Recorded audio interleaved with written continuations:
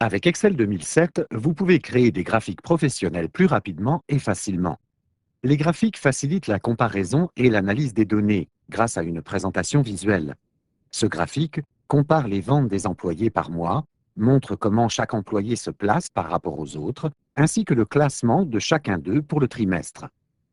La création de graphiques commence par des données. Ici sont affichées les données des caisses de thé que 6 vendeurs de Northwind Traders ont vendues en 3 mois. Pour insérer un graphique, sélectionnez d'abord les données à inclure.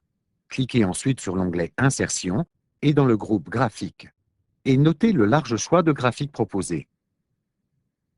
Pour ces données, vous cherchez un graphique qui décrit la position de chaque vendeur par rapport aux autres.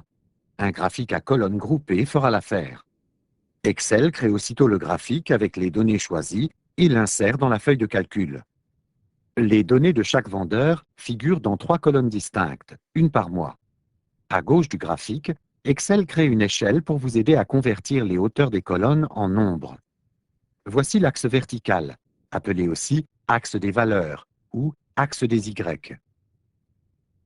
En bas du graphique se trouve l'axe horizontal, appelé aussi axe des catégories ou axe des X. La légende, à droite, identifie chaque mois par des couleurs.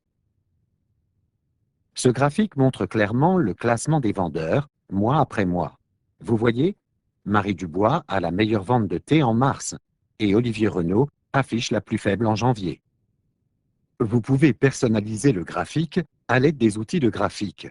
Les onglets Création, Disposition et Mise en forme incluent toutes les commandes nécessaires à l'utilisation de graphiques. Les outils de graphique apparaissent uniquement si un graphique est sélectionné. Cliquez en dehors du graphique et ils disparaissent. Rouvrez le graphique et ils réapparaissent. Utilisez les outils de graphique pour ajuster la disposition du graphique jusqu'au résultat voulu. Dans le groupe Disposition du graphique de l'onglet Création, vous pouvez choisir des dispositions prédéfinies, incluant tous les éléments de création de graphique, tels que des titres. Choisissez cette disposition, et voilà. Excel déplace la légende du mois vers le bas du graphique et ajoute en haut un espace réservé de titres, le tout en un clic. À présent, pour remplacer aisément le texte de l'espace réservé par le vrai titre, sélectionnez le texte et tapez. Pour mieux contrôler les titres ou d'autres éléments du graphique, l'onglet Disposition propose diverses options. Par exemple, vous pouvez modifier la position du titre ou celle de la légende.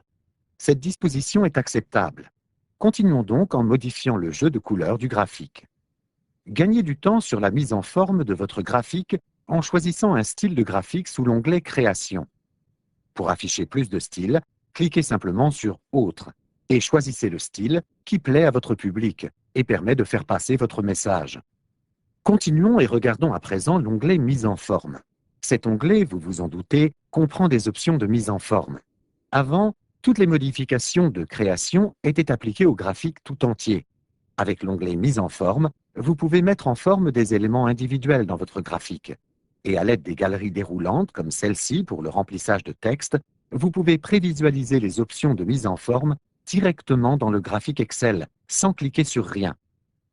Posez simplement le pointeur sur une option et le graphique adopte cette mise en forme. Cliquez uniquement lorsque vous êtes sûr de l'option dont vous avez besoin.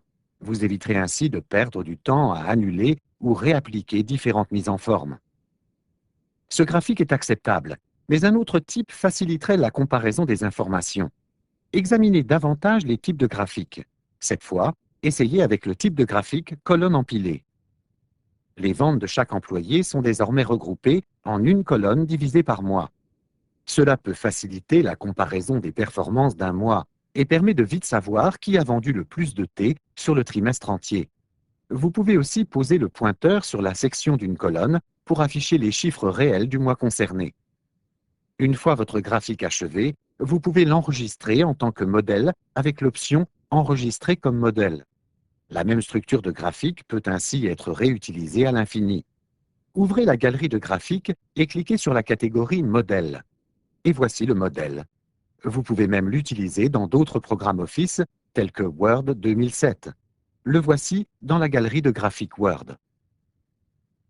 Ainsi, comme vous le constatez, quelques minutes suffisent pour convertir des données brutes en un graphique attrayant. Et avec ce graphique, le message que vous passez va au-delà des chiffres. Créez des graphiques dans Excel 2007 et structurez vos données à un niveau supérieur.